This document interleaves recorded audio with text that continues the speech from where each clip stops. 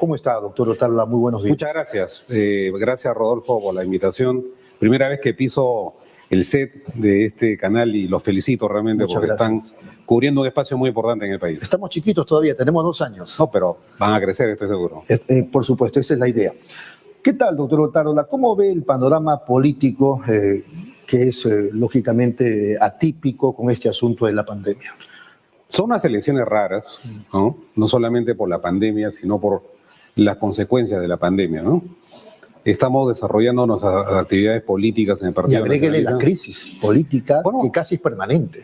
Totalmente. Entonces, por supuesto que lo que interesa en este momento es el derecho constitucional a la protección de la salud de todos los peruanos. Y los políticos lo tenemos que entender de esa manera, ¿no? Y acomodar nuestra campaña hacia lo que signifique la protección de salud de los electores, sin olvidar de que el derecho a la participación política es un derecho también fundamental. Entonces, en la medida de las posibilidades en el Partido Nacionalista, estamos cumpliendo en nuestros eventos semipúblicos, cuidamos que sean en escenarios abiertos, entregamos mascarillas, cumplimos los protocolos, pero es muy complejo. Estamos aprendiendo a convivir. Lo de Acuña, ¿qué le parece? ¿Es un abuso de la policía lo de ayer o es un abuso suyo? O sea, el de Acuña, digo, que no guardó las distancias, el protocolo, etc. Lo que pasa es que, lo decía, ¿no? Es un aprendizaje. No tengo el dato exacto sobre cómo ocurrió esta circunstancia, pero, por ejemplo, en el caso particular mío, lo que yo estoy coordinando con mi equipo de campaña es que los eventos sean para poca gente y un espacio abierto, y guardando la distancia social. Esta es una conferencia de prensa, me parece. Sí, exactamente, porque tampoco estoy de acuerdo con algunas voces peligrosísimas que están insinuando o sosteniendo que se debieran postergar las elecciones. No, señor, ¿no? Las elecciones, el Perú tiene que continuar con un proceso político no solamente porque ha sido convocado, sino porque los peruanos tenemos que cambiar de autoridades. Y corresponde a la OMPE regular de la mejor forma. Yo creo que ha dado buenos pasos sobre ese asunto para asegurar que la población vaya a votar en las mejores condiciones para la protección de su salud, ¿no? Y creemos que... Ollanta Humala planteó más bien el adelanto de elecciones, me acuerdo, hace meses. Lo planteamos hace algunos meses como una salida a toda esta crisis política generada por, la impronta en el Congreso que acabó con la salida de Martín Vizcarra. Bueno, estamos en otra etapa. Ya tenemos unas elecciones convocadas y estamos actuando en consecuencia.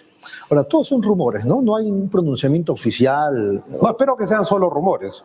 Lo que yo veo, más allá de la discrepancia que tenemos los partidos políticos, veo el esfuerzo de todos los candidatos, sí, claro, sobre todo en redes, ¿no? Es un gran desafío. En mi caso particular, he abierto... Tremendo riesgo. Sí, he abierto algunas redes con el apoyo de mis hijos, de los familiares, porque tenemos que comunicar mejor, claro, y aprender a modernizar nuestro mensaje político, ¿no?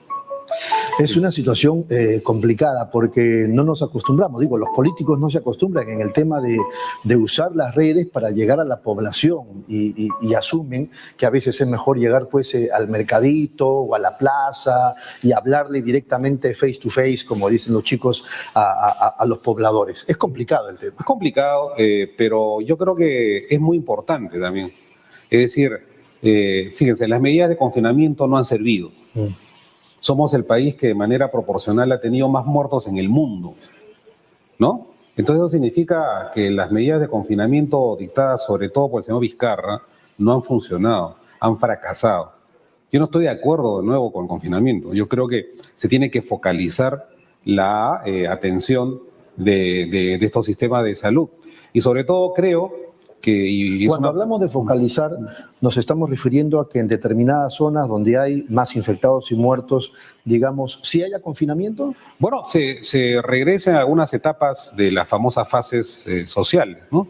Reducir los aforos, por ejemplo. Pero eso de reducir los aforos funciona. El país, Rodolfo, está lleno de normas. Tenemos hasta este momento 33.000 leyes y falta la ley 33.001 que diga que se cumplan todas las anteriores. Si uno va a un restaurante, yo no voy, pero me han contado, veremos que el famoso aforo del 30-40% no se cumple, ¿no? Así es. Entonces, ¿a quién corresponde hacer cumplir estas limitaciones? A la municipalidad y a la policía. Entonces, ¿por qué el Ministerio del Interior y el gobierno no focalizan, esa palabra, esta desmanía, pero hay que utilizarla, el control de la pandemia, a través del control, valga la redundancia, del aforo, de los grandes centros comerciales, de los restaurantes, que algunos de ellos, no todos, lo voy a decir, no respetan este aforo. Entonces la disciplina es muy importante. Y aprovecho esta ocasión para anunciar o recordar que el Partido Nacionalista, si es que volvemos a hacer gobierno con la votación popular, vamos a instalar una comisión de la verdad sobre la pandemia. Y eso por respeto a la memoria de decenas de miles de peruanos que han usted caído. está hablando de cuando pase la pandemia y esto parece una eternidad. En algún momento tendremos que saber la verdad. Fíjense, en este momento no sabemos cuántos muertos hay. En este momento no sabemos qué se hizo con el Fondo de Estabilización Fiscal, que el gobierno nacionalista lo dejó en 7.200 millones de dólares y solamente queda $1 millón en caja.